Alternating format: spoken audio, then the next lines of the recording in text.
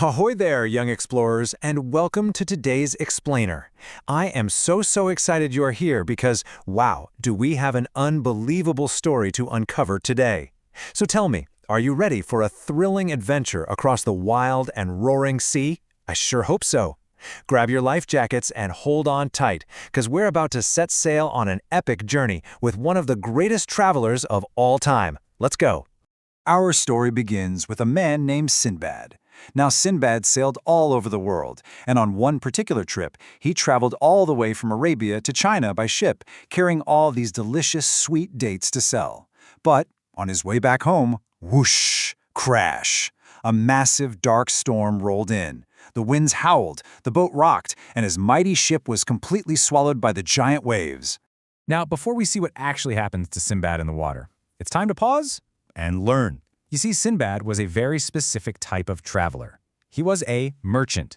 Say it with me in a secret password whisper. Merchant. A merchant is basically someone who sells goods. So when Sinbad was traveling with those dates from Arabia, he was bringing them across the ocean as a merchant to sell them to other people.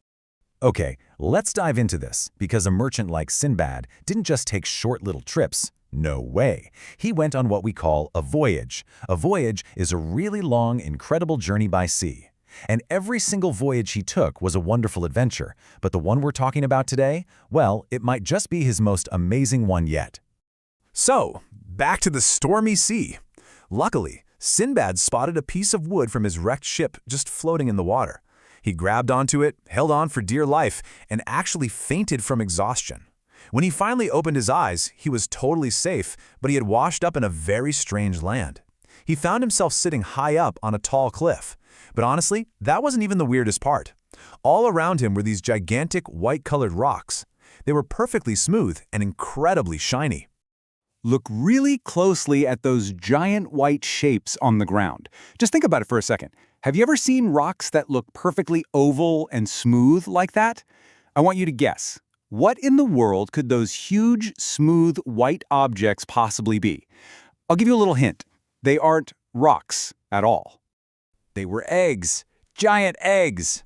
As soon as Sinbad realized they were eggs laid by birds, a colossal shadow completely covered the ground. Swoop! A giant bird that looked just like a massive eagle landed right next to him. Sinbad realized he was staring right at a legendary creature known as a rock. Now, what's really interesting about this scene is just how totally tiny Sinbad is compared to this giant bird. Just look at that size difference. Sinbad, a fully grown man, was literally only as big as the claws of the giant bird. Can you imagine? He was absolutely terrified and immediately hid, just wondering how on earth he would ever escape this strange and dangerous cliff. But Sinbad is a super clever explorer, and as more rocks landed near the eggs and then flew away, he came up with a totally crazy plan for escape. He slowly, quietly crept up to one of the giant rocks, took out a piece of rope, and carefully tied himself right to the giant bird's toes. Time for another vocabulary pop-up. Our word is thrilling.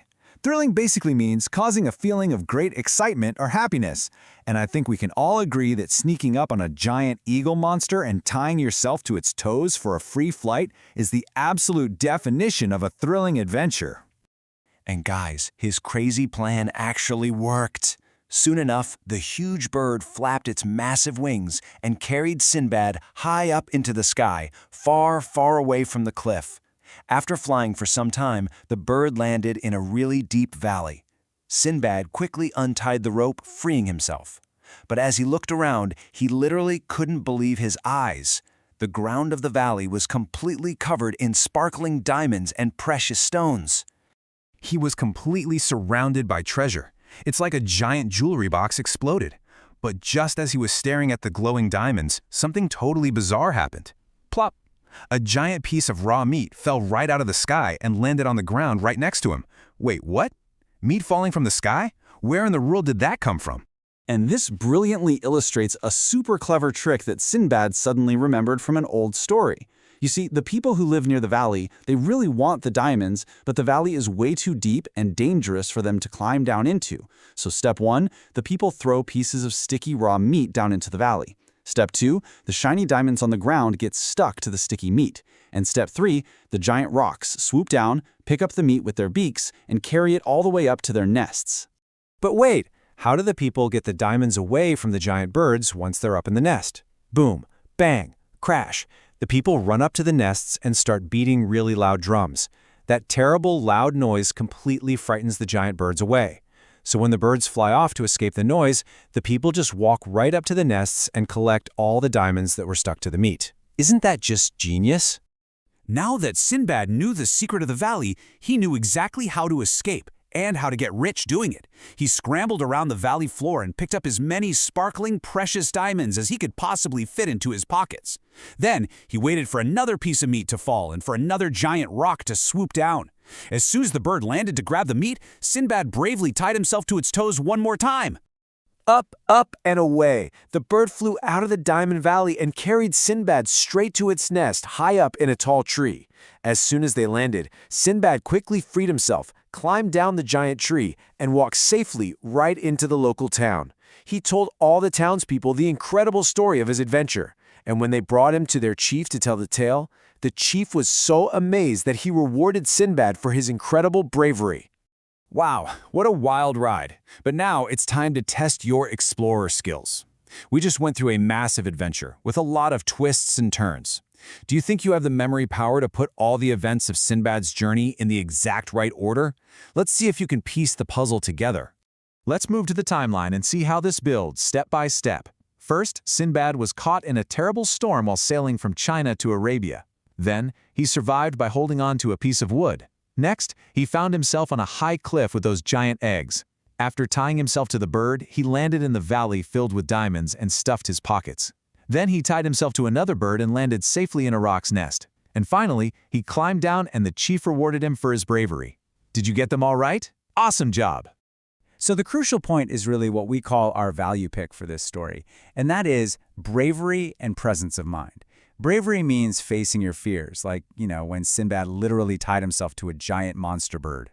But presence of mind is just as important. That means keeping a cool head and thinking clearly, even when things are super scary or confusing. Sinbad didn't just panic. He remembered the story of the meat, figured out a smart plan, and used his brain to escape. And that brings us to the end of Sinbad's thrilling treasure hunt. But your adventure is really just beginning. Think about a time when things got a little scary or just didn't go as planned. Did you panic, or did you stop, think, and make a smart choice? I want to leave you with this challenge. How will you use your presence of mind today in your own daily adventures? Keep exploring, keep thinking, and I'll see you on the next Explainer.